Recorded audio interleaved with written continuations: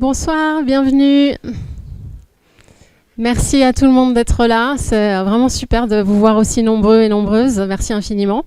Je suis Andrea Pereira, je suis la directrice de l'association Minds. Et je suis ravie de vous accueillir tous et toutes pour ce talk qui s'intitule « Pleure comme un homme », qui est donc une réplique de notre talk que nous avons proposé au mois de novembre 2024.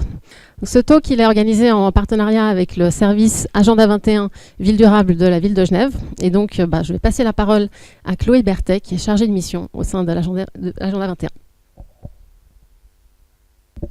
Merci, bonsoir. Je vais juste vous dire deux petits mots rapides sur le pourquoi du partenariat du service Agenda 21 Ville Durable avec cette soirée, avant de passer la parole aux intervenants. Donc, comme l'a dit Andrea, moi je suis chargée de mission. Je travaille sur un plan d'action spécifique de la ville qui s'appelle Objectif Zéro Sexisme dans ma ville, qui vient renforcer les actions de la municipalité sur tout ce qui est enjeu de genre dans l'espace public. C'est dans ce cadre en fait qu'on travaille sur la thématique des masculinités depuis 2019, parmi plein d'autres projets qui concernent par exemple les espaces festifs, l'aménagement, la sensibilisation. Mais effectivement, la question des masculinités, de la déconstruction des stéréotypes virils, c'est quelque chose qu'on doit aborder et de manière collective si on veut vraiment avoir des actions en la matière qui sont efficaces, qui prennent corps.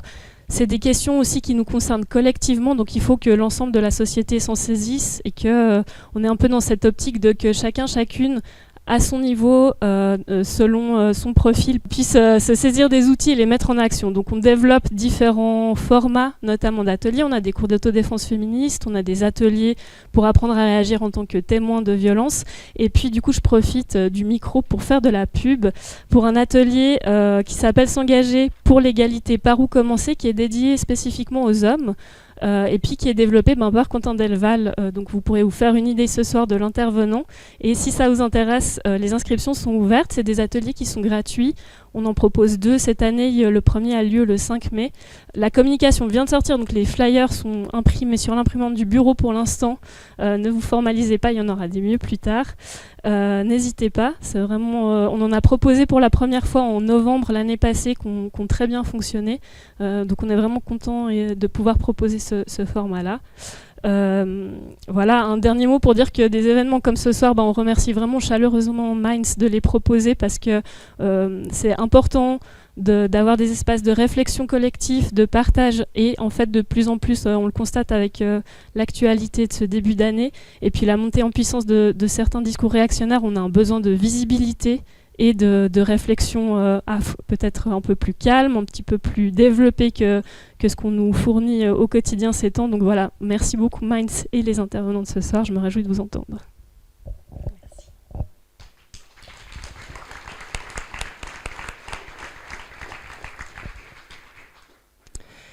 J'ai encore juste, avant d'ouvrir formellement ce talk, vous dire 2 mots sur Minds. Donc Minds, c'est une association qui œuvre pour la promotion de la santé mentale. Donc c'est-à-dire qu'on cherche à faire en sorte que la société tout entière favorise le bien-être de tout le monde. Et on promeut vraiment une vision positive de la santé mentale. La santé mentale, c'est quelque chose de positif. C'est avant tout une ressource pour vivre une vie épanouissante. Donc c'est pas uniquement l'absence de troubles, etc. Et on lutte contre la stigmatisation parce qu'on se rend compte qu'il y a encore beaucoup trop de préjugés qui entourent la santé mentale et on cherche vraiment à ce que la santé mentale ce soit plus un sujet qui soit tabou ou qui soit culpabilisant. Et c'est dans ce cadre-là qu'on organise des talks comme celui de ce soir, qui sont des événements pour créer la rencontre, pour ouvrir le dialogue et puis pour parler de sujets qui sont encore tabous. Et donc, on fait venir des intervenants et on cherche toujours à amener différentes expertises, en fait, les expertises autant académiques que de terrain, que expérientielles. On valorise vraiment différents types de savoirs et on cherche à, justement, c'est par le partage de ces savoirs-là qu'on peut réfléchir ensemble et construire quelque chose ensemble. Votre expertise à vous aussi, du public, qui sera mise en avant dans la deuxième partie de ce talk. Donc ce talk qui s'intitule « Pleure comme un homme ». Donc on est là pour parler en fait d'un tabou dans le tabou. C'est la santé mentale des hommes et en particulier dans la période particulière de la transition à la parentalité. donc lorsque les hommes deviennent pères, deviennent papas. Donc ce taux qui fait partie de notre campagne du même nom, qui s'intitule aussi Pleure comme un homme, qui vise à libérer la parole des hommes sur la santé mentale.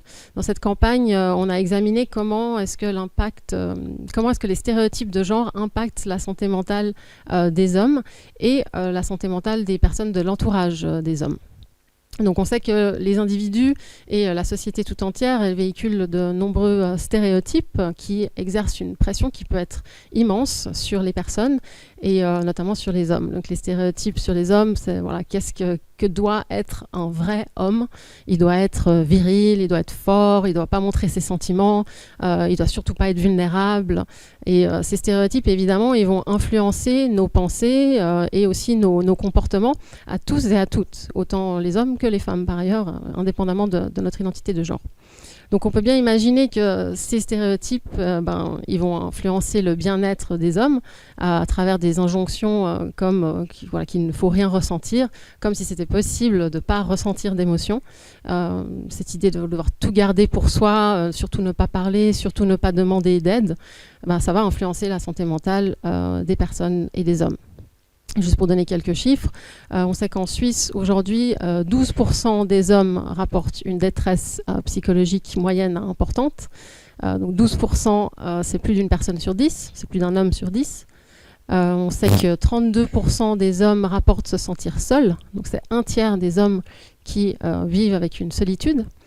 Et en 2022, en Suisse, il y a 695 hommes qui se sont suicidés. Et ce chiffre, c'est 3 fois plus que le nombre de femmes qui se sont suicidées. Donc il y a vraiment un gros problème au niveau de la santé mentale des hommes. Et c'est un petit peu, comme je disais, un tabou dans le tabou, c'est un peu un angle mort. On a tendance à pas trop en parler. Donc ces stéréotypes, ils vont bien sûr avoir un impact aussi lorsque les hommes deviennent pères, je le disais en introduction. Donc cette transition à la parentalité, c'est un moment critique dans la vie de toute personne. C'est un moment dans lequel se jouent énormément de choses. Les personnes se posent beaucoup de questions. Qu'est-ce que j'ai envie de transmettre? Quelles valeurs? Qu'est-ce qui est important pour moi? Quelle identité je peux endosser maintenant dans cette parentalité? Et aussi des questions très pratico-pratiques sur l'organisation familiale, la répartition des tâches, etc. Et ce n'est pas forcément évident de prendre ces décisions pour soi et pour sa famille, surtout dans un contexte où les modèles familiaux changent et évoluent.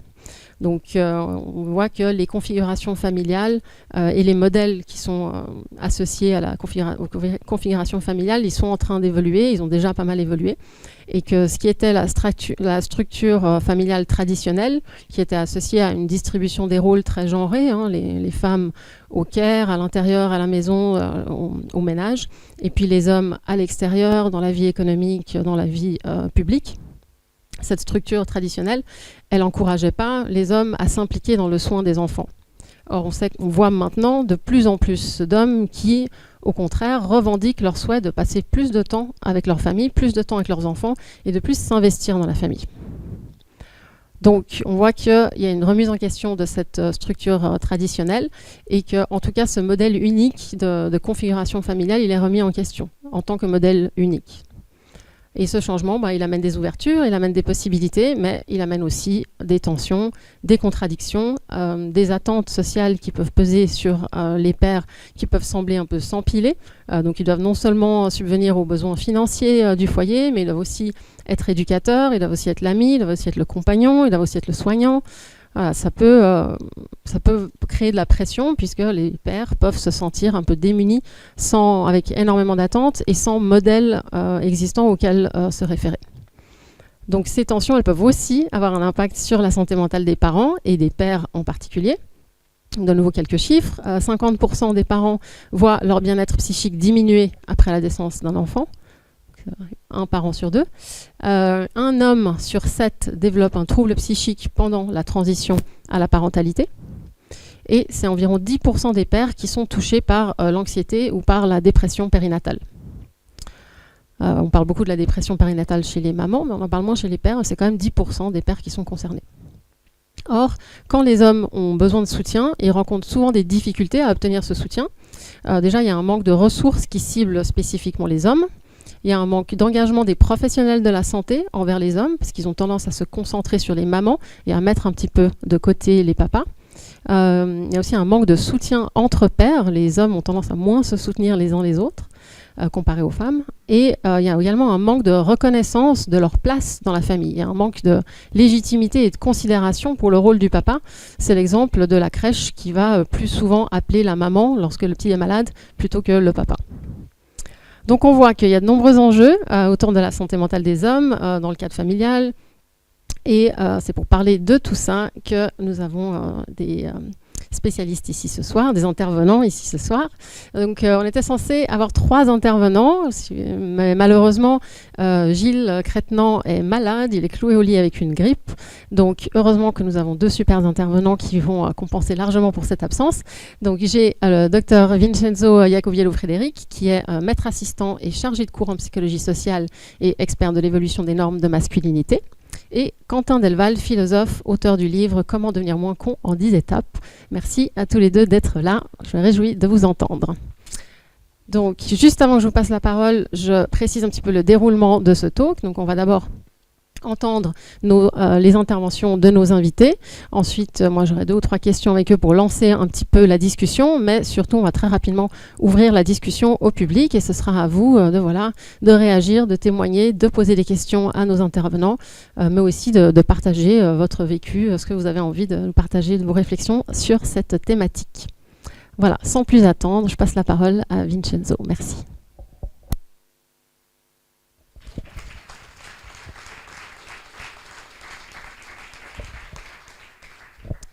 Bonjour tout le monde, merci, on entend mieux ? Ouais. Merci pour l'invitation. Je suis ravi d'être là avec vous pour cette 2e édition et d'échanger avec vous à propos de la thématique de la masculinité. Alors comme ça a été dit, moi je suis psychologue social, donc je m'intéresse à la manière dont les gens ils conçoivent les interactions avec les autres individus et notamment lorsqu'ils sont inscrits dans des groupes particuliers, comme c'est le cas du genre finalement. Et donc on met un accent dans nos recherches sur la masculinité. Alors Andrea l'a déjà un petit peu mentionné, la masculinité, il ne s'agit pas nécessairement de quelque chose qui est lié à la biologie d'un individu, mais bien à son environnement social. Donc nous on l'étudie sous cet angle-là, et notamment à ce qui définit les comportements qui sont acceptables ou pas, qui sont valorisés ou au contraire qui sont dénigrés chez les hommes.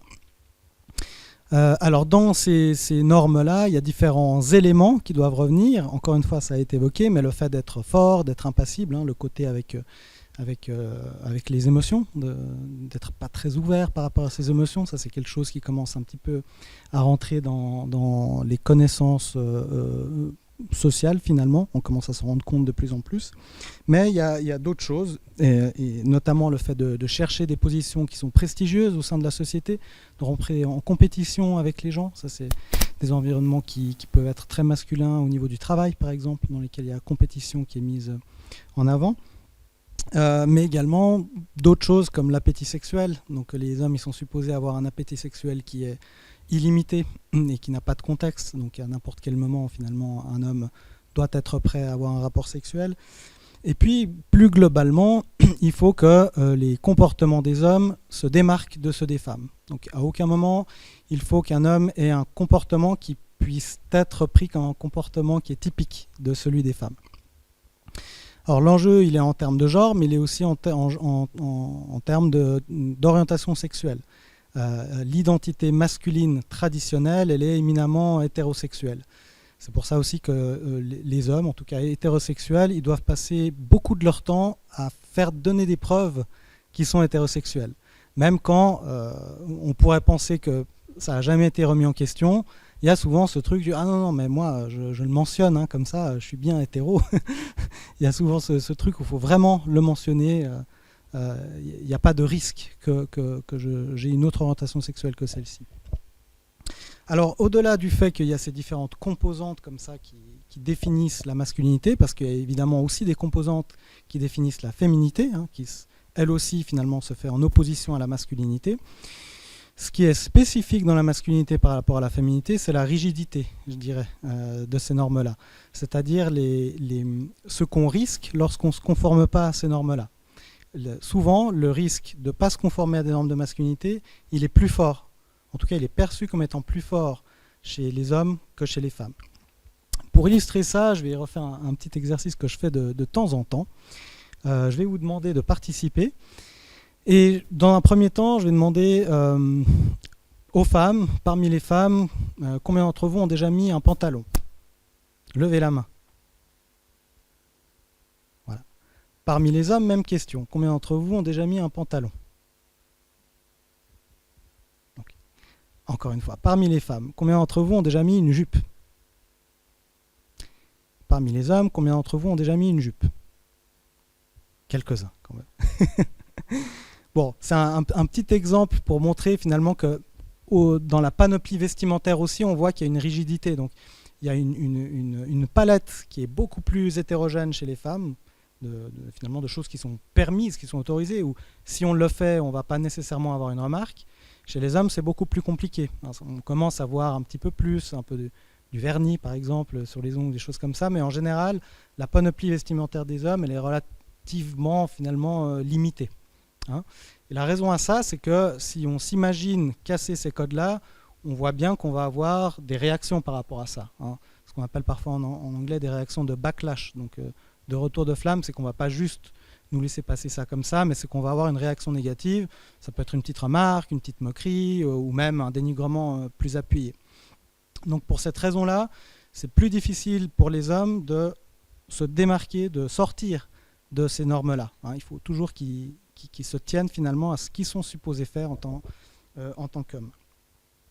Donc ça a des conséquences pour tout un tas de choses, et notamment, on a abordé les changements normatifs qui ont lieu au niveau du genre.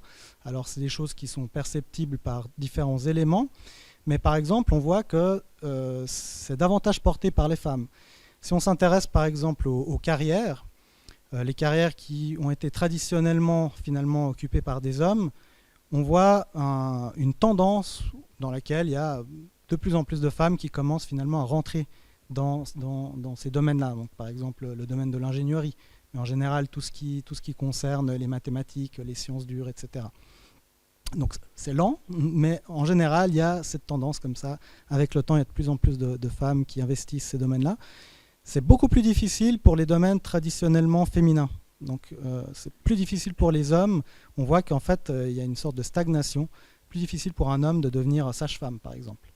C'est des métiers qui sont plus difficiles à voir. On a dans notre crèche aussi, on voit qu'il y a des efforts qui sont entrepris pour avoir davantage d'hommes. Dans notre crèche, je dis ça parce que moi, je ne travaille pas dans une crèche, mais ma fille va dans une crèche. Donc dans la crèche de ma fille, on voit qu'en tout cas, ils mettent des efforts pour essayer de recruter davantage d'hommes, mais c'est compliqué. C'est compliqué de faire ça. Alors, ces normes-là, elles sont parfois aussi désignées dans le langage populaire, moins dans le langage scientifique, mais comme des normes qui sont un peu toxiques. Alors, pourquoi est-ce qu'elles sont toxiques ? Une première raison à ça, c'est que elles ont pour but aussi de garder une certaine hégémonie, une certaine domination sur certains groupes, et notamment sur les femmes et sur les minorités sexuelles. Donc toutes ces normes d'antiféminité que je viens de mentionner, d'hétérosexualité, font en sorte que les hommes vont développer tout un tas de préjugés, de comportements qui sont délétères par rapport aux femmes et par rapport aux minorités sexuelles. Et on voit l'incarnation finalement de cette masculinité traditionnelle dans les coachs en masculinité qui prolifèrent sur le web, dans lesquels il y a tout un tas de contenus finalement qui sont totalement hostiles envers ces groupes de personnes-là. Donc ça, c'est un premier élément. Un deuxième élément, c'est que cette masculinité-là, elle est aussi délétère pour les hommes dans une certaine mesure, parce qu'elle les met plus facilement en face de situations qui sont risquées, donc davantage de prise de risque. Mais il y a davantage aussi, comme elle a dit, de suicide, le fait qu'ils soient moins portés sur le fait de s'écouter, de faire attention à leurs émotions, fait en sorte qu'il y a des problèmes de santé mentale qui sont peut-être aussi plus forts ou parfois différents que ce qu'on peut voir chez les femmes. Et encore une fois, cette rigidité-là aussi fait en sorte qu'on peut se sentir un peu dépassé, parce que ces standards-là sociaux, ils sont en réalité irréalisables. On ne peut pas vraiment tendre vers ces idéaux-là, parce qu'ils sont tellement rigides que en fait, pour la plupart des gens, c'est impossible d'atteindre ça. Bon, mais à part ça, on l'a dit, les choses sont quand même en train d'évoluer un petit peu. Pour vous illustrer ça, je voulais vous parler de statistiques relativement récentes, donc qui proviennent de l'enquête 2023 de l'Office fédéral de la statistique sur les familles. Alors, ça s'est surtout intéressé aux tâches domestiques, donc à la répartition des tâches domestiques, et puis ils ont réparti les résultats selon si c'est surtout une des deux personnes du couple hétérosexuel qui fait ça, ou si c'est les deux qui se répartissent égalitairement les tâches. Alors sur les tâches domestiques, on a quand même toujours environ 50% des tâches domestiques qui sont effectuées principalement par la femme, versus 5% des tâches qui sont principalement effectuées par les hommes. Donc ça, c'est quand même généralement plutôt porté par les femmes. Au niveau de la parentalité, donc le soin aux enfants, on a vu que ça, c'est quelque chose qui a quand même beaucoup évolué ces dernières décennies. Donc on voit que beaucoup de tâches sont en majorité assurées par les deux parents, que ce soit le fait de mettre au lit les enfants, de les amener à la crèche ou à l'école, les aider à faire leurs devoirs. Par contre, il y a certaines choses qui restent toujours confinées chez les femmes, et par exemple les choses qui sont les plus restrictives, comme prendre un jour de congé lorsque l'enfant il est malade. Ça, c'est essentiellement les femmes qui font encore ce genre de choses. Et ce n'est pas toujours nécessairement dans les couples les plus inégalitaires. Parfois, c'est des stratégies qui sont réfléchies, parce que le plus souvent, c'est l'homme qui a le meilleur salaire, et du coup, on fait passer sa carrière avant, parce que du coup, on se dit, autant que ce soit toi qui ramène l'argent, et moi, éventuellement, je peux réduire mon taux, ou même rester à la maison avec l'enfant quand il est malade. Donc il y a des dynamiques comme ça qui sont un peu tendancieuses. Et on voit également que dans les couples avec les enfants, les hommes ils sont davantage satisfaits de la répartition des tâches que les femmes. Alors, c'est quoi l'enjeu de ces changements normatifs? Parce qu'ils sont là, mais on peut se dire, c'est linéaire, à un moment donné, on va finir par arriver à une sorte comme ça d'égalité. Alors, c'est pas aussi simple que ça. On a mené tout un tas d'études sur ces questions-là, et on voit qu'en réalité, chez certains hommes, lorsqu'on rend saillant, c'est-à-dire qu'on leur montre vraiment qu'il y a des choses qui sont en train de changer, notamment on leur dit, en fait, les hommes ils sont en train de devenir moins masculins. Lorsqu'on leur dit ce genre de choses, il y a une sorte de retour en arrière chez les hommes dans lequel ils vont essayer de récupérer une certaine masculinité traditionnelle. Et ils le font de différentes manières, au niveau individuel, par leur propre comportement, mais également ils vont montrer des comportements plus sexistes, par exemple. Et également, ils vont montrer des intentions de socialiser leurs enfants de manière plus genrée. Donc ils vont être davantage, ils vont avoir plus d'intention d'encourager leurs fils à jouer avec des camions, par exemple, et leurs filles avec des poupées. Donc ça crée comme ça une sorte de retournement chez les personnes qui ont déjà finalement des opinions qui sont plutôt traditionnelles par rapport au genre. Donc lorsqu'on dit c'est en train de changer, attention, il faut qu'on fasse quelque chose par rapport à ça. Et potentiellement, c'est quelque chose qui peut expliquer finalement tout ce revirement par rapport à la masculinité, au fait qu'on voit tout un tas de discours aussi sur le net par rapport à retrouver une certaine masculinité. Et on peut se dire qu'en fait, le parcours n'est pas si linéaire que ça.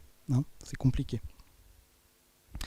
Alors, en plus de ça, quelque chose qui est important aussi de comprendre, c'est que ces changements normatifs, ils ne sont pas faits comme si ils vont remettre complètement en question les normes de masculinité, et simplement qu'on va arrêter d'avoir des attentes par rapport aux hommes simplement par rapport à leur genre, qu'on va simplement les considérer comme des individus. Mais en réalité, ces changements normatifs, ils font en sorte de rajouter une norme par-dessus. Donc il y a une norme qui va finalement se mettre par-dessus celle qui existe déjà, la norme plus traditionnelle. Parfois, on appelle ça une norme plus progressiste, mais ce sont bien des attentes normatives, mais qui vont à l'encontre de celle-là. Donc on attend maintenant d'un homme qu'il ait une certaine sensibilité, qu'il soit proche de ses émotions, que ce soit un bon père. Donc vous voyez, ce sont des normes qui prennent le contre-coup des normes traditionnelles, mais ça en reste pas moins des normes. C'est-à-dire que c'est des attentes. Donc si les hommes ne se conforment pas à ces attentes-là, ils risquent aussi d'avoir un certain backlash, des réactions négatives par rapport à ça. Alors, le fait qu'il y ait des normes comme ça qui soient antagonistes, parce qu'en fait, il y a différents individus dans la société qui prônent différentes masculinités, ça va être difficile parce que les hommes, parfois, ils ne savent pas forcément à laquelle ils doivent se rattacher. Et parfois, il y a une combinaison de ces deux normes. Donc, ils pensent qu'ils doivent faire les deux. Mais comme les deux comportements sont antagonistes, parfois, c'est difficile à combiner. Alors, ça se voit essentiellement dans la séduction et le couple. Depuis MeToo, ça a remis en question toutes les questions par rapport à la séduction, au consentement, des choses comme ça. Dans une série d'entretiens qu'on a menés, donc avec notre équipe, spécifiquement par Jennifer Niederhauser, qui est en train de faire sa thèse là-dessus, on a vu que les hommes, ils mentionnent cette incertitude qu'ils ont, donc cette perte de repères qu'ils ont parce qu'ils n'arrivent pas à combiner ces différentes normes-là. Alors, si vous le permettez, je vais vous lire des extraits de ces interviews-là. Alors, un premier extrait concernant justement la séduction et le couple. Alors, je commence. On a l'impression que la femme, à un moment donné, elle va être contente, et à un moment donné, c'est des entretiens, donc c'est pas super bien articulé. Et à un moment donné, ça va tourner parce que le besoin, il va être que, oui, mais bon, maintenant j'ai besoin d'un homme. Tu vois, en fait, c'est comme si après, il faudrait pouvoir, comme un ordi, comme un robot, switcher entre « Ok, tu as besoin d'un homme ? Ok, je suis l'homme, je suis de James Bond. Et maintenant, ok, tu as besoin de Harry Styles. » Donc, ces deux types d'hommes, c'est des types d'hommes qui étaient mentionnés dans l'entretien comme des prototypes de masculinité plutôt traditionnelle ou plutôt progressiste. Donc, c'est pour ça qu'ils mentionnaient ça. Mais on voit là vraiment le truc où on se dit, en fait, parfois, on attend de moi, dans mon couple, que je sois un homme un peu traditionnel, mais parfois, on attend de moi que je sois un homme plus progressiste, et du coup, je ne sais pas trop quoi faire, je ne sais pas comment je dois faire ça, et puis on se rend compte qu'il y a une sorte de surcharge cognitive parce qu'on ne sait pas toujours comment se comporter. De même, on observe ça aussi dans le contexte de la parentalité. Donc là, on parlait de ça aussi, les choses changent par rapport à ça, mais ce n'est pas comme si on abandonnait complètement la masculinité traditionnelle. Alors, je vous lis de nouveau un extrait. Alors, des fois, dans la parentalité, du genre, montrer tes émotions, soit ci, soit ça, mais en même temps, montre que tu es le père, sois ferme. Donc en même temps, on sort du rôle du stéréotype, et puis après, on est remis dedans quand c'est arrangeant. Et puis là, du coup, voilà, j'essaie d'être le plus spontané possible, mais des fois, j'ai du mal à me situer. Alors, comme on l'a dit, cette incertitude, elle pèse sur la charge cognitive, et ça peut créer tout un tas de malaise pour la personne elle-même. Et également, ça peut faire en sorte que la personne, elle décide de régler cette inconsistance normative en se réfugiant simplement dans quelque chose qu'elle connaît bien, c'est la masculinité traditionnelle. Donc quand on est un peu perdu, typiquement les adolescents, ça peut être le cas, on va être plus facilement séduit par le discours du coach en masculinité, par exemple, qui donne des directives qui sont très claires par rapport à comment on doit se comporter en tant qu'un homme. Alors pour finir, et ensuite je laisserai la parole à Quentin, je pense que c'est important de prendre conscience que la masculinité, c'est un enjeu de société, en fait. Ce n'est pas juste des individus qui soutiennent ça, mais qu'on est tous et toutes, dans une certaine mesure, responsables du fait que ça existe. Parce que de par nos comportements, nos réactions, on fait en sorte d'alimenter un certain nombre de normes. C'est ça qui est compliqué, en fait. Ce qui est compliqué, c'est de se dire qu'à un moment donné, il faudrait qu'on réussisse à faire en sorte de remettre complètement en question les normes de genre et d'avoir des attentes qui ne sont pas fondées simplement sur le genre d'une personne. Ce qui est, je l'avoue, une tâche qui est assez compliquée, mais je pense que c'est important comme ça de voir les choses de cette manière-là. Voilà.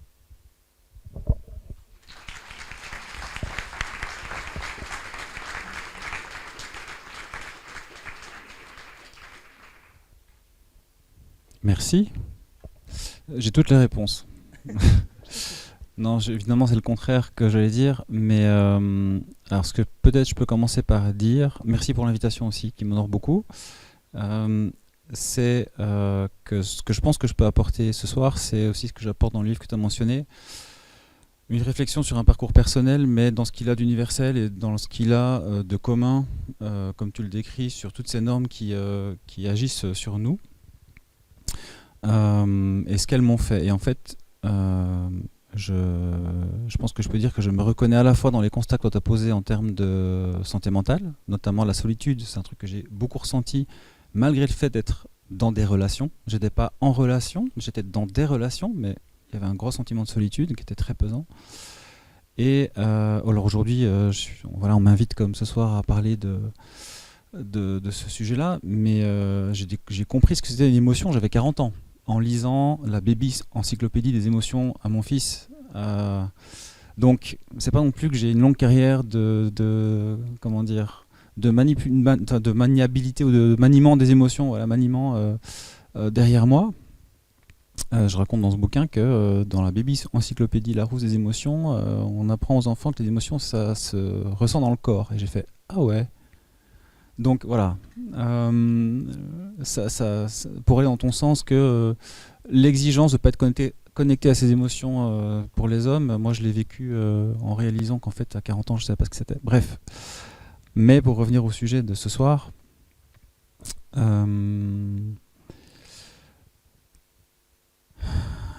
la parentalité a été pour moi le moment où tout ce qui pouvait être un peu latent, inconscient, le poids des normes, les soucis de santé mentale qui venaient, repartaient,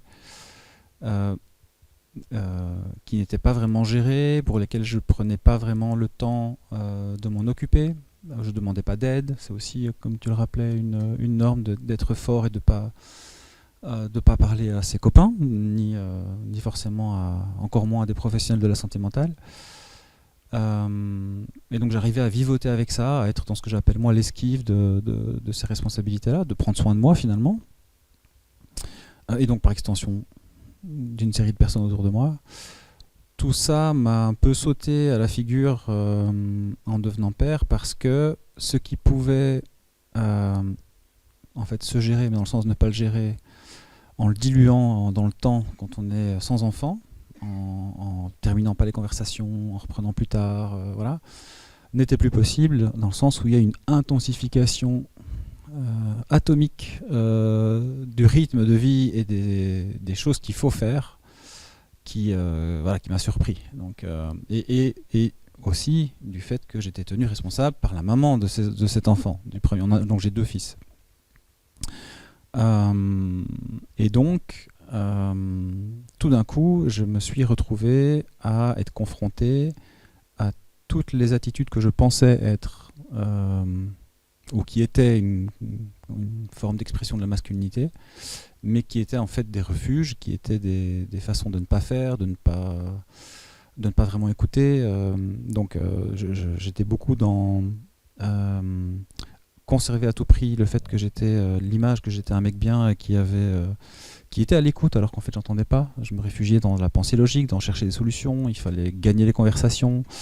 Je donne souvent l'exemple des petits pots qui est parlant, dans le sens où quand il s'agissait de la nutrition, qui est un enjeu quand on a un petit enfant, moi je faisais des petits pots de purée jusqu'à 1h du matin que j'empilais avec des petites étiquettes, avec la date pour qu'on sache qu'il y a, voilà. Mais donc c'était très visible, c'était très bien, je faisais beaucoup d'efforts, j'étais très occupé, j'étais dans une production, mais je ne me suis jamais intéressé à la diversification alimentaire, c'est-à-dire quand est-ce qu'on arrête de manger des petits pots et qu'on doit manger autre chose quand on est un bébé. Donc ça c'était un autre travail beaucoup plus complexe, qui était une charge qui restait sur la maman de cet enfant. Mais pour en revenir à la santé mentale, ce qui s'est passé à un moment donné, c'est que à la fois dans la relation que j'ai eue avec mon premier fils, dans la relation que j'avais avec sa maman, j'ai été poussé dans mes retranchements, et j'ai eu un choix qui était soit je continue à faire le con, pour reprendre le titre de mon livre, c'est-à-dire à prétendre pour être loyal à ces normes que tu décrivais, qu'en fait j'étais là, j'étais disponible, j'étais à l'écoute, j'étais fiable, j'étais fort, soit je me rendais compte qu'en fait j'étais un enfant de plus à la charge de la mère de l'enfant qui venait de naître, parce que j'étais incapable de savoir où se trouvaient les choses, savoir ce qu'il fallait acheter en termes de produits d'hygiène, de nourriture, de comment inscrire à la crèche, donc elle devait gérer les rendez-vous pédiatres. Et donc je me suis retrouvé, je ne sais pas exactement comment, mais je pense que c'est quand même beaucoup elle qui m'a poussé à le réaliser, à me dire, mais en fait je me dirige de nouveau vers une catastrophe, vers le sentiment d'être... La solitude revenait, elle pointait au bout du tunnel, je me retrouvais en fait seul, entouré de personnes chez moi, à être infantilisé par la mère des enfants, parce qu'elle avait ras-le-bol de me dire, mais prends des initiatives. Par exemple, un truc tout bête, j'aime bien donner des exemples, c'est quand j'avais fait un peu le nécessaire, c'est-à-dire j'avais changé des couches, bon ça je pouvais faire aussi, c'est très physique, c'est très visible, j'étais assis et j'attendais qu'elle me dise ce qu'il fallait faire. Par exemple, mais prends-le que je fasse une sieste, va faire un tour au parc. Moi j'avais pas d'initiative, quoi. Pourtant c'est pas très compliqué à imaginer. Et en fait ça crée vraiment des tensions, de nouveau, pour revenir sur le thème de la santé mentale, des tensions qui se matérialisaient par des conflits, par un détachement. Je me sentais détaché de l'enfant. Je me rendais compte que je prenais pas soin de l'enfant de la même façon que sa maman. Je me détachais de sa maman, je me détachais de moi-même, puisque en fait, aussi par la fatigue, c'est compliqué de gérer les émotions, mais du fait que j'étais pas non plus habitué à les manier, elle me faisait très peur et j'avais des craintes de type si je me laisse aller à pleurer parce que je suis dépassé et à le montrer, il fallait surtout pas montrer que j'étais dépassé. Les petits pots jusqu'à 1h du matin, pas de problème. Est-ce qu'on va se moquer de moi? Est-ce que je vais découvrir que je suis une coquille vide? Est-ce que je vais être ridicule? J'avais des craintes comme ça que je n'explorais pas vraiment, mais qui me retenaient très très fort. Et donc voilà, j'allais vers le précipice, ça se sentait assez fort. Et donc j'ai commencé à réfléchir et à essayer de faire autrement et en fait à écouter ce qu'on me disait. J'ai eu la chance de tomber sur plusieurs femmes qui ont été assez pédagogues avec moi. Donc je leur dois beaucoup, je ne veux pas non plus amener un message où tout d'un coup j'ai eu l'éclair de génie moi tout seul sur comment devenir moins con pour me reciter encore. Et là où je plaisantais que j'avais toutes les solutions,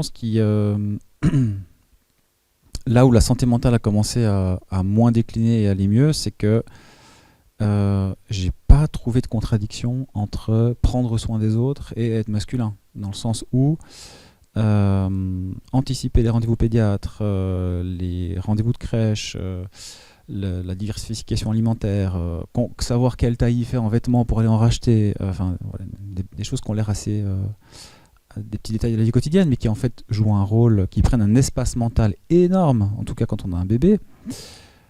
C'était aussi faire preuve de fiabilité, faire preuve de proactivité, faire preuve de responsabilité, faire preuve d'une certaine force, d'une certaine intelligence. Par exemple, c'est tout bête, mais quand on apprend sur les cycles du sommeil, sur la nutrition, sur le système immunitaire, sur plein de trucs, en fait, on se sent compétent. C'est aussi une valeur qui est codée comme masculine dans la société. Et on se sent vraiment compétent. On n'est pas en train de dire « si, je sais », et en train d'expliquer de mauvaise foi qu'on sait mieux que la maman qui est en train de nous parler sur un sujet en fait on ne connaît rien du tout. Donc par des petits pas comme ça aussi j'ai pu constater aussi en me laissant en plus aller à l'émotion j'ai parfois cette image, c'est vraiment un truc très visuel, mais d'un sucre qui fond dans de l'eau. Je ne sais pas si vous voyez un peu ça, c'est tout dur et puis ça commence à tomber puis ça se dissout. Puis il y avait des tensions comme ça qui étaient très fortes, que je ne pouvais pas nommer, qui étaient, on peut dire, inconscientes peut-être.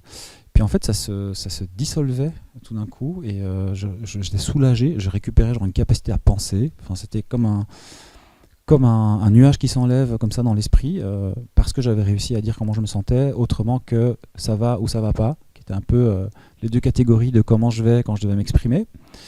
Donc ajouter un petit peu de vocabulaire, merci encore à la baby encyclopédie des émotions, jouait un rôle important. Et puis un peu plus tard, dans le comment dire, en fait ce qui m'a finalement étonné, c'est que c'est pas si compliqué au final, ni de comprendre de quoi il s'agit, ni de le faire. Personne s'est moqué de moi, personne m'a exclu. Je me suis pas écroulé, au contraire, j'ai pu trouver du soutien, même si je l'avais pas demandé. En fait, c'est bizarre, mais quand on dit aux gens comment on se sent, ils sont plus aptes à venir prendre soin de nous. Très étrange comme situation. Donc j'ai aussi, sur les conseils de ma compagne de l'époque, demander de l'aide de professionnels. Un autre exemple, c'est le contexte de naissance du deuxième enfant, où c'était le Covid, c'était le confinement, j'avais changé de travail à ce moment-là, pas de bol, tout d'un coup tout le monde confiné, grosse crise partout, et je développe des migraines. mais des migraines qui, 16 heures dans le noir, sans pouvoir voir un rayon de lumière ou entendre un son, très incapacitant. Et ma réaction, ça a été non, mais ça va passer. Voilà, mais ça va pas passer. Et puis en fait, trouver des traitements, ça prend du temps et tout. Donc j'ai finalement appris que demander de l'aide, c'était bien. J'ai consulté, j'ai aussi consulté un thérapeute, psychologue. Par petits bouts, ça a permis de faire changer les choses. Et donc j'en suis ressorti en fait au bout d'un moment avec cette idée de mais pourquoi c'est si compliqué pour d'autres hommes d'arriver à réaliser ces petites choses-là. Et donc j'ai commencé à essayer d'en parler et puis finalement ça a donné ce projet de livre parce que cette éditrice l'a vu. Et donc pour rebondir sur ce que tu disais, il y a une grande rigidité des normes parce qu'on peut effectivement être puni, notamment si on a l'air gay ou des choses comme ça. Enfin, c'est aussi des témoignages que j'ai ou des choses que j'ai beaucoup constatées, c'est de devoir affirmer son hétérosexualité, de devoir affirmer son côté prédateur sexuel. Enfin, c'est quand même très très fort. Et en même temps, alors ça dépend des milieux. Moi, je suis une personne qui a entre guillemets sa classe sociale, son histoire, donc je peux pas parler pour tous les hommes évidemment. Mais en même temps, d'un point de vue amical, d'un point de vue professionnel, d'un point de vue amical avec d'autres hommes, je veux dire, mais aussi d'un point de vue amical avec les femmes de mon entourage, j'ai pas subi un si gros backlash que ça. En fait, j'avais l'impression de me faire plus backlasher en étant borné et rigide et en n'écoutant pas vraiment que en écoutant et en essayant d'être un peu ce que j'appelle accountable, c'est-à-dire de dire oui, alors là, j'ai compris que j'ai pas bien fait. Je vais essayer de faire mieux et j'entends ce que tu viens de me dire. Je ne vais pas me défendre à tout prix pour avoir raison dans la discussion. J'ai perdu des amis au cours de ma vie, ce qui m'a aussi beaucoup affecté en termes sentimental. Mais en revisitant ces pertes-là par rapport à ce que j'ai vécu, en termes je sais pas comment dire, d'enrichissement de ma vie émotionnelle et de réflexion sur qu'est-ce qui me défini en tant qu'homme, car je me définis en tant qu'homme, je ne remets pas ça en cause. J'ai l'impression que tout ce travail-là m'a permis de mieux comprendre aussi pourquoi il y avait eu ces ruptures-là. Des ruptures amicales, des ruptures amoureuses du passé, qui m'avaient laissé aussi très déprimé. Et donc cette porte d'entrée à travers la parentalité vers être confronté à soi-même, comment se connecter aux autres, m'a aussi permis ensuite de donner du sens. Et le sens du mot sens est compliqué à définir, mais je ne sais pas comment vous dire autrement que ça a donné du sens, et que donner du sens, c'est vraiment pas rien. Quand les choses prennent du sens, c'est pas juste intellectuel, c'est vraiment c'est une capacité à rester en mouvement dans sa propre vie, pas être dans une stagnation qui ramène à de la solitude ou à d'autres choses comme ça. Ça a donné du sens à des événements passés et qui m'ont permis aussi soit de ne pas les regretter, soit de les regretter mais savoir pourquoi, et donc de ne pas refaire les mêmes erreurs.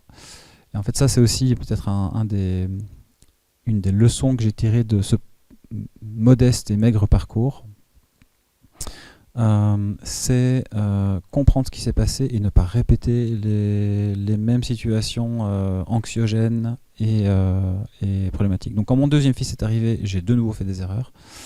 J'ai de nouveau, repris des réflexes peut-être plus, je sais pas comment dire, rigides et inégalitaires. Je donne dans le livre, par exemple, je donne un exemple qui est que j'ai eu du mal à me remettre dans les nuits avec le deuxième enfant. Pour moi, j'étais très content. Ils ont 3 ans et demi d'écart, donc j'avais eu le temps de sortir des couches et de sortir des 5 réveils par nuit. Et puis, pas de bol, le deuxième enfant se réveillait encore plus que le premier la nuit. Et vraiment, alors, c'est pas possible, c'est pas ma vie, je ne veux pas.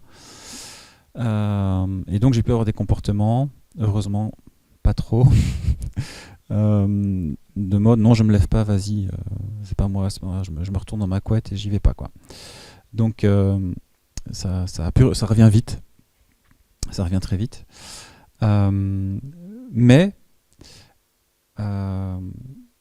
du petit parcours d'auto-analyse que j'ai fait avant et du type de communication que ça a permis d'établir avec notamment la maman de mes enfants, elle avait accès à moi, elle savait me dire ça va pas, elle savait que j'allais l'entendre, mieux qu'avant, pas toujours, mais mieux qu'avant. Et moi, je savais que mon devoir, c'était pas de répondre de façon hypocrite et de façon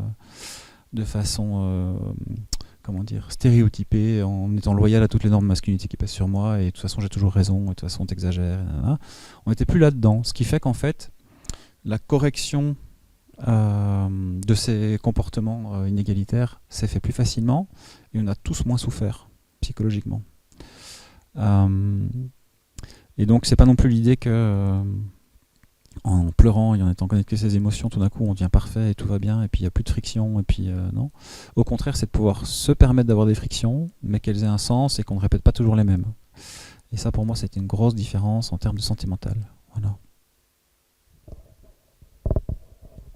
Merci beaucoup.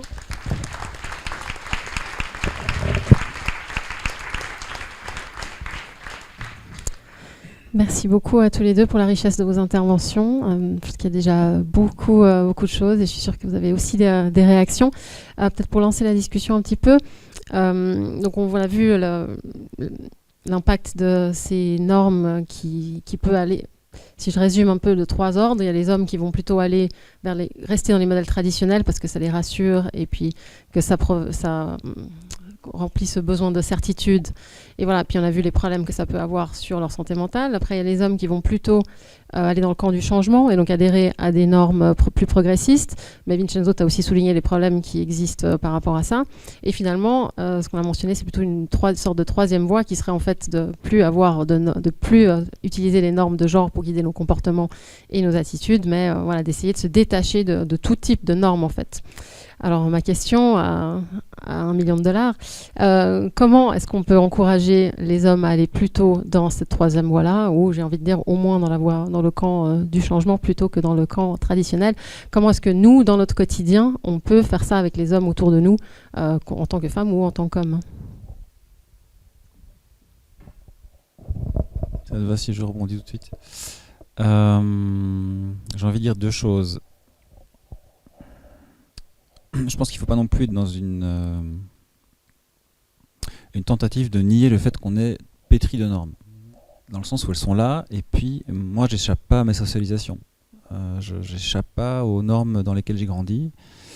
Je ne sais pas si c'est un objectif réaliste de m'en émanciper complètement. Donc je disais par exemple que savoir la taille de vêtements de mes enfants, c'était une forme aussi de force et c'est quand même toujours la norme de force et de fiabilité. Compétences. Voilà, c'est juste que il me semble que cette façon de faire là, pour la vivre bien, cette norme bénéficie aussi aux autres et me permet de faire du soin. Et donc pour moi, il y a juste un malentendu sur le fait que nécessairement ces normes doivent être interprétées en termes de domination et de non-soin envers les autres. Parce que, donc on parle souvent du terme de déconstruction aussi, des normes, et je comprends l'intérêt du terme, mais je trouve qu'il n'est pas très opérationnel. Justement, si ta question c'est comment on amène des hommes à agir différemment ou à changer de regard, l'idée qu'il faut se saisir de tout ce qu'on a intégré, des couches de lasagne, et qu'il faut rentrer dans une espèce de travail d'archéologue de sa propre loyauté au patriarcat pour tout défaire, tout mettre sur la table, et puis c'est énorme. Moi j'ai beaucoup d'hommes à qui je parle qui me disent mais c'est des montagnes, j'ai l'impression qu'il faut que j'ai lu tous les livres féministes sur le sujet, tous les épisodes de tous les podcasts, et qu'après je m'y mets et en plus on me critique parce que j'y arrive pas bien. Donc ça c'est quand même un gros frein. Donc c'est pour ça que je parle pas trop moi de s'émanciper à tout prix de ces normes-là, mais plus de est-ce qu'on a vraiment compris de quoi il s'agit? Est-ce que c'est vraiment être non masculin de prendre soin des autres? Il n'y a peut-être pas une contradiction si forte que ça. Ça n'invalide pas évidemment tout ce que tu as dit, dans le sens où c'est quand même à travers ces normes-là et c'est la loyauté à ces normes-là que s'expriment des comportements sexistes. J'allais dire une deuxième chose, mais j'ai oublié quoi. Ça va te revenir. Ouais. Mais donc tu demandais comment amener des hommes à changer de comportement, et puis tu avais dit autre chose. Non, c'était ça. Bon, ok. Alors je te passe la parole, Vincenzo. Bon, j'ai pas beaucoup d'autres choses à amener là-dessus. Je pense qu'effectivement, Quentin, il a amené une explication en termes individuels, c'est-à-dire comment les individus concernés, ils peuvent, eux, faire en sorte finalement de naviguer ces normes de manière finalement plutôt saine, on va dire. Mais c'est compliqué, comme il l'a dit, c'est compliqué parce que l'environnement dans lequel on vit, il est normé. Et en psychosocial, on connaît bien toutes ces études qui montrent que lorsqu'il y a des normes qui sont fortes, c'est difficile en fait d'aller à l'encontre de ça, hein, que ce soit sur la masculinité ou d'autres choses. En général, c'est difficile de se dire je vais me mettre dans une situation qui fait que les gens ils vont pas m'aimer pour ce que je fais, quoi.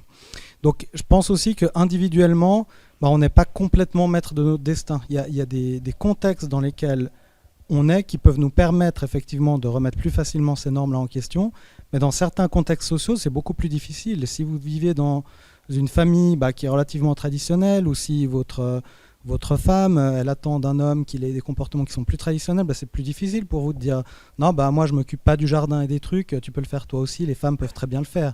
Vous voyez, c'est difficile en fait de rentrer dans ce genre de dichotomie comme ça, parce que les normes, elles aident finalement à conduire l'action. C'est simple en fait, on sait quoi faire parce qu'elles nous disent quoi faire, on n'a pas à se poser la question. Si on n'a pas de normes, on va se dire c'est plutôt toi ou c'est plutôt moi qui le fais. Du coup, c'est plus compliqué. Lorsqu'on a une norme, on se dit voilà, toi tu fais ça et moi je fais ça. Donc finalement, les normes traditionnelles, c'est en ça que finalement qu'elles sont simples, c'est qu'elles nous disent exactement ce qu'on doit faire.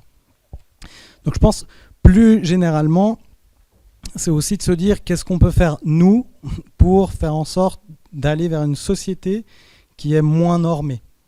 Et probablement que de mon vivant, je ne verrai pas ça. Mais on peut se poser la question de quoi faire avec ça, parce que du moment où ces normes elles existent, c'est difficile en fait de situer par rapport à ça. On peut mettre en place tout un tas de stratégies pour le vivre le mieux possible. Quentin on a expliqué quelques-unes, mais chacun finalement fait comme il peut par rapport à tout ça. Moi je dirais que, encore une fois, c'est important de se dire que chacun de nos actes a un impact. Et les normes de genre, finalement, elles sont véhiculées dès le plus jeune âge, et on le fait tous et toutes, même de manière implicite. Très souvent, ça se fait pas juste un peu comme dans les années 50, j'imagine, où on se dit « Ah non, mais un homme, il peut pas pleurer, il peut pas faire ci ou ça », mais ça se fait de manière beaucoup plus implicite par les activités, par exemple, qu'on va proposer. Et on sait, par exemple, qu'on propose beaucoup plus facilement des activités dans lesquelles les filles vont être amenées à lire leurs émotions, à essayer de voir comment l'environnement social, comment est-ce qu'elles peuvent naviguer un environnement social, et les garçons ils vont être amenés sur un contenu qui est beaucoup plus indépendant, dans lequel ils vont réaliser des tâches. Donc il y a typiquement le fait de faire des jeux de construction, des choses comme ça, avec des activités qui entraînent l'esprit logique, par exemple. Donc simplement en orientant les enfants vers des activités différentes, c'est déjà une manière en fait de socialiser les gens. Donc typiquement, si on devient en tant qu'homme pas hyper à l'écoute de nos émotions, c'est pas juste parce qu'on nous a dit mais non, tu dois pas chialer, c'est aussi parce qu'on nous a dit va plutôt jouer au foot, ou fais plutôt des Lego, ou fais des choses comme ça, mais qu'on n'a jamais vraiment parlé avec nous des émotions et comment est-ce qu'on doit faire en sorte de les traiter en fonction des autres. Donc ce qui est important, je pense, c'est de nous-mêmes réaliser ça. Moi, je travaille dessus, et puis du coup, j'essaye un petit peu de faire en sorte de pas avoir une socialisation genrée chez mes filles. Évidemment, c'est le cas parce qu'on n'est pas la seule source de socialisation, donc il y a du rose et des licornes, évidemment. Mais on essaye à chaque fois de lui donner le choix. C'est très important pour nous de à chaque fois lui donner le choix et pas de l'orienter nécessairement vers un truc parce qu'on pense que c'est ça qu'elle voudrait. Donc on va pas se dire tiens, il y a des licornes, ça les licornes c'est plutôt pour les filles, elle va bien aimer ça. On peut aussi lui dire regarde, il y a aussi des trucs avec des dinosaures. Ça c'est important aussi de lui ouvrir. Comme ça, c'est une possibilité, quoi. Et puis, très régulièrement, elle vient, à partir de l'âge de 4 ou 5 ans, elle commence à se rendre compte qu'il y a des normes de genre. Et elle vient, et puis elle nous dit des trucs du genre « Ouais, mais ça, c'est pas pour les filles. » Ou « Ça, c'est plutôt les garçons, ils sont plus forts pour ça. » Et puis, on commence à creuser. On dit « Mais pourquoi ce serait pas pour les filles ?» Par exemple, elle dit « Le foot, c'est pas pour les filles. » Je dis « Mais ça veut dire quoi, c'est pas pour les filles? Tu peux pas jouer, t'as pas de pied, tu peux pas donner un coup dans le ballon. » Et puis là, du coup, ça devient plus compliqué. Puis je lui dis « Tu penses pas que c'est bête de dire que c'est pas pour les filles ?» Et puis voilà, donc... On a tous ces discours comme ça, et puis on fait en sorte aussi d'ouvrir les possibles, en fait, qu'elles se disent il n'y a rien finalement qui m'est impossible. Je peux faire ce que je veux. Si j'ai envie d'aimer les licornes, j'aime les licornes, mais je peux aussi aimer les dinosaures, par exemple.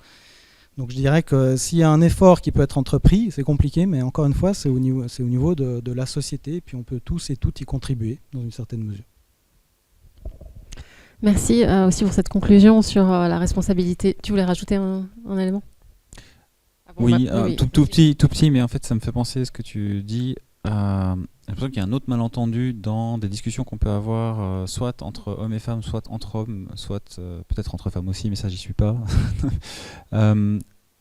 C'est que, moi j'ai réalisé un jour que ce que je prenais pour des reproches, pour des critiques, c'était en fait des gens qui voulaient prendre soin de moi, qui me voulaient du bien en fait, et que si je les écoutais vraiment, le message qu'il y avait derrière c'était, là je te parle parce que j'aimerais bien que ça se passe mieux, et pas pour t'emmerder quoi.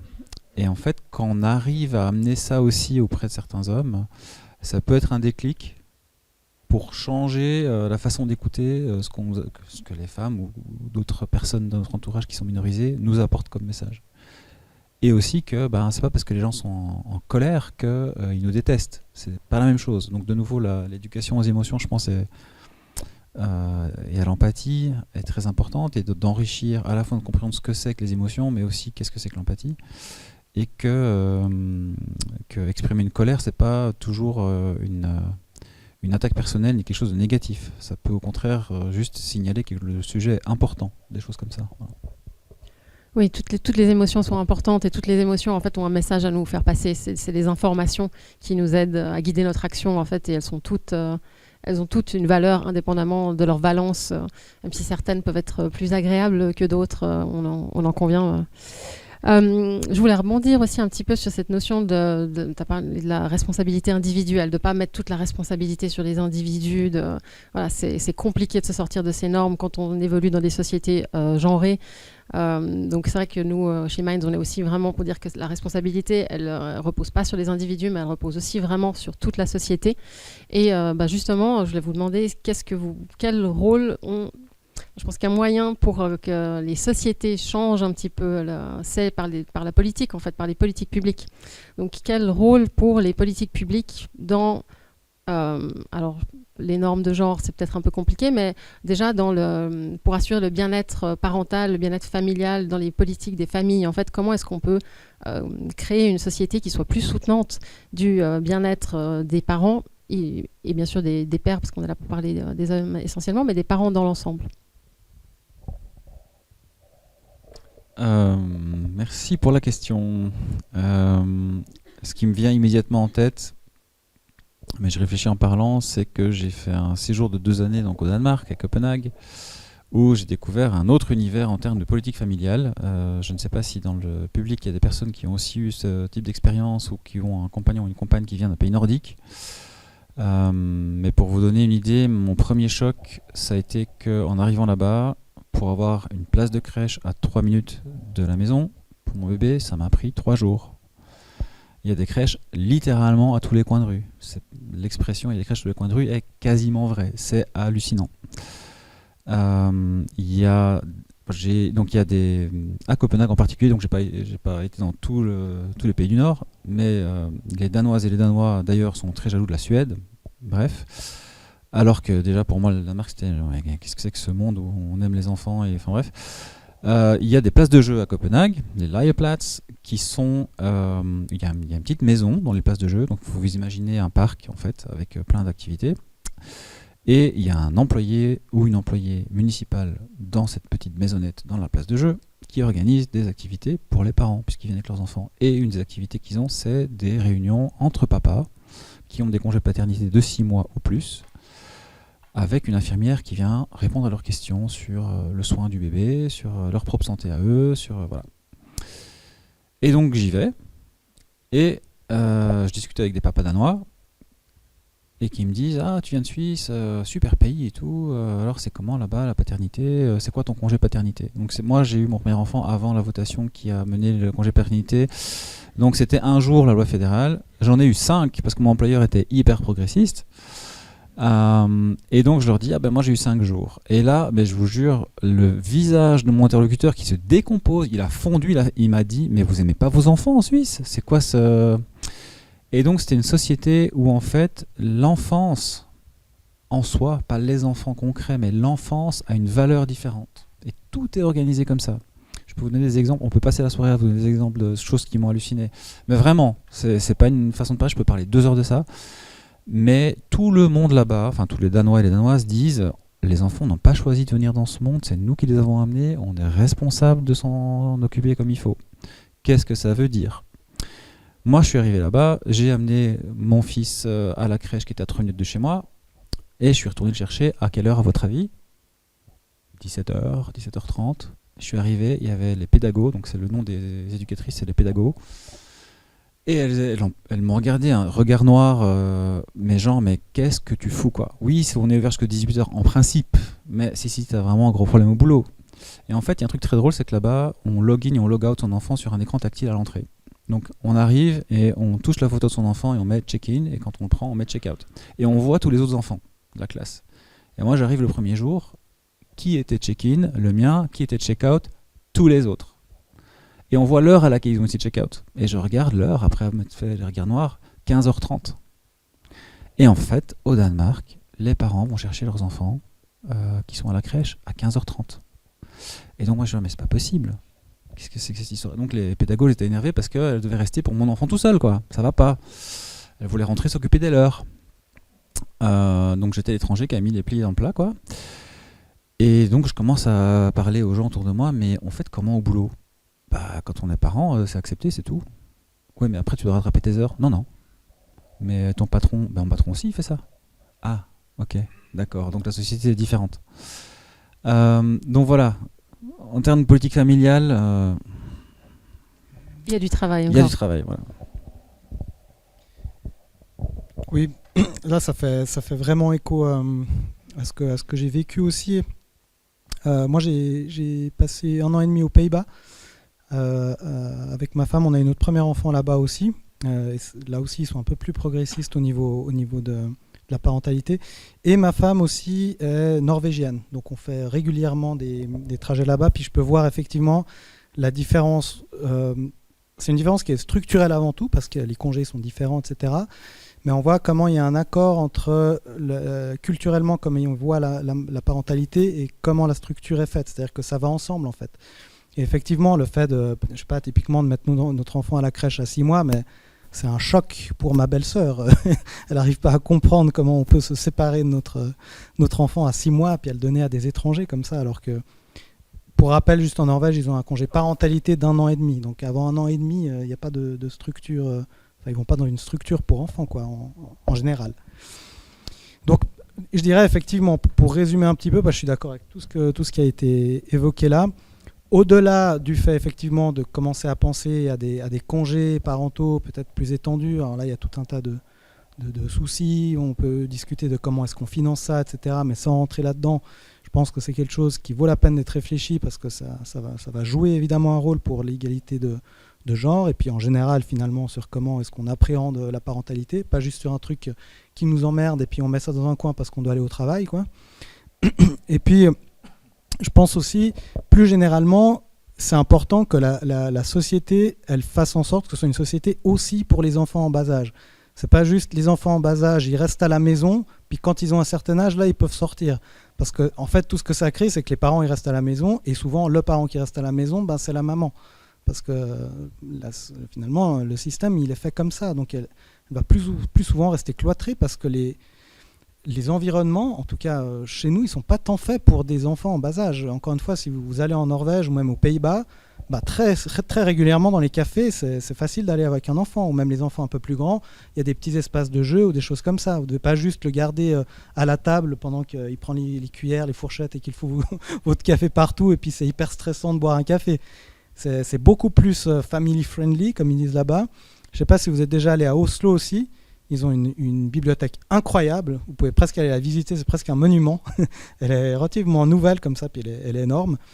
Et puis, c'est pas juste un lieu où on va prendre les livres dans une étagère. C'est un endroit où on peut passer des moments, et à n'importe quel âge. Donc, il y a des choses qui sont faites pour les petits-enfants, puis il y a des choses qui sont faites pour les parents avec des très petits-enfants.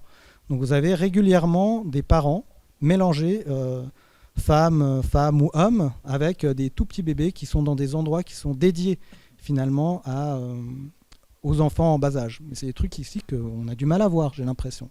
Peut-être que je ne vais pas aux bons endroits, mais j'ai l'impression que c'est très rare. Donc, faire en sorte quand même que l'enfant, ce ne soit pas quelque chose de tabou, de juste il faut l'exclure de la société et puis il faut qu'il reste dans un berceau, mais aussi d'entrevoir comment est-ce qu'on peut l'inclure dans les différents espaces publics. Ouais, et puis je pense que j'avais autre chose à dire, mais du coup je l'ai oublié, donc c'est pas grave. Je rebondis juste sur la bibliothèque, c'est un truc que j'ai vécu aussi au Danemark et en Suède, donc entre le Danemark et la Suède, il y a un pont et puis on peut aller à Malmö facilement. Quand j'allais à la bibliothèque jeunesse à Lausanne, donc j'habite à Lausanne, il m'est arrivé un truc, c'est qu'un jour, mon fils a eu un accident, sa couche a débordé, puis c'était pas prévu, je pensais pas qu'il allait avoir ça, en général il savait très bien anticiper, puis je me suis retrouvé sans matériel à disposition et j'ai été demandé à l'accueil, est-ce que vous avez un sac en plastique pour que j'emballe les trucs qui sont souillés? Puis là, elle m'a regardé, j'ai fait, on est une bibliothèque, on n'a pas de sac en plastique. Merci, mais j'ai un enfant plein de caca là, est-ce que vous pouvez m'aider? Parce que là, je sais pas quoi faire. Et ça a été compliqué, elle a dû appeler ça supérieur et tout. C'était bizarre, c'est la bibliothèque jeunesse. Bon, j'arrive au Danemark, bibliothèque jeunesse, sur l'appui de fenêtre, il y a une boîte avec des couches de différentes tailles, avec marqué en cas d'urgence et d'oubli, servez-vous gratuitement. Voilà, la différence de mentalité était extrêmement violente. Même chose, là, comme tu dis, là, moi je suis arrivé à la bibliothèque, alors en Suède, du coup, bibliothèque publique de Malmö, je voyais des parents pas fatigués et heureux, avec des petits-enfants et tout, dans la bibliothèque, au milieu des livres, des micro-ondes, des tables à langer, des salles sans livres pour que les petits jouent, mais avec des lettres, des machins à toucher, sensibilisation, des salles de repos, avec la lumière tamisée, des poufs, on peut faire la sieste là-bas, quoi. On pouvait passer la journée, comme tu dis, dans les toilettes, toilettes avec des petites toilettes pour enfants, avec des petits éviers, tout ça, tout adapté. Hallucinant. Et puis du coup, non mais vraiment, je tombais de haut, quoi. Puis du coup, c'est vrai qu'évoluer dans une infrastructure. Alors, je veux dire, la Suisse a des super infrastructures aussi. Je veux dire, en termes de qualité, aussi la bibliothèque jeunesse à Lausanne, elle est super à part ça. Je veux dire, il y a aussi des poufs. Pas dans un truc tamisé, mais il y a aussi des poufs. Mais c'est vraiment une question de philosophie. Et quand on évolue dans des infrastructures où, en fait, il n'y a pas de friction, les enfants peuvent être très vite autonomes dans leur jeu, s'intéresser à des choses et on les suit, et puis on peut même prendre un moment sur le côté sans risquer sans risquer que les gens vous jugent pour ça, parce qu'il fait du bruit, sans qu'on ait peur pour sa sécurité, sans qu'on doive anticiper 1 million de trucs pour rester 2 heures au même endroit, avoir un sac à langer où il y a absolument tout pour toutes les circonstances, etc., et qu'on puisse un peu se reposer sur l'infrastructure, la bibliothèque en question, où en fait, j'ai oublié un truc, c'est pas grave, il y en a sur l'appui de fenêtre. C'est en termes d'investissement parental, ça vous pousse aussi à sortir effectivement avec votre enfant et à aller dans l'espace public. En tant que père, je disais tout à l'heure que la maman de mes enfants me disait, mais tu penses même pas à faire une promenade avec lui pour que je puisse me reposer. Peut-être qu'il y avait aussi le fait que je me projetais pas à l'extérieur, parce que l'extérieur lui-même ne projetait pas le fait que les enfants allaient l'occuper. Voilà. Alors il y a des locales poussettes partout, absolument partout. C'est hallucinant. Je dis beaucoup hallucinant, mais il faut vous rendre compte du choc que c'était, quoi. Il n'y avait pas un endroit où c'était compliqué d'aller avec des enfants. Ouais. Ouais. Merci pour ces réponses. Je crois qu'on a tous bien noté toutes les choses qu'il faut mettre en place. Donc, il faut ouvrir des crèches à tous les coins de rue. Il faut un congé parental d'1 an et demi, y compris un congé paternité de 6 mois. Un environnement beaucoup plus family-friendly. Mettre des couches à disposition un peu partout et proposer des activités pour les parents et surtout pour les papas. Voilà, on a noté la longue liste de choses, des choses à entendre. Mais il y a quand même pas mal d'études que j'ai lues qui montrent que, alors je ne sais pas si c'est dans les pays nordiques, mais en tout cas ici, France, Belgique, Suisse, tout ça, les pères qui ont un congé parental le prennent pas au moment le plus utile pour la famille et le prennent plutôt pendant les vacances scolaires.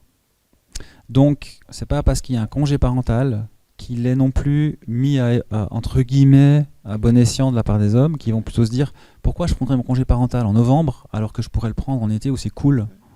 Voilà. Et ils le prennent, ils ont aussi tendance à le prendre quand l'enfant est plus grand déjà, donc les mamans restent quand même responsables des tout petits. Enfin voilà, on est d'accord, les pays nordiques ne sont pas parfaits. Ils n'ont pas encore trouvé la formule magique, mais je pense on peut être d'accord sur le fait qu'ils ont déjà fait peut-être un pas de plus, en tout cas, dans cette direction-là, parce que je pense que c'est aussi à travers des changements politiques qu'on change les mentalités petit à petit. Hein. Ça passe aussi par là, et il ne faut pas simplement attendre que les individus soient capables de se saisir de ces questions-là, parce que la vie se met dans le chemin de nos intentions. Et en fait, si la société facilite ces comportements-là, ça sera plus facile à mettre en place pour tout le monde.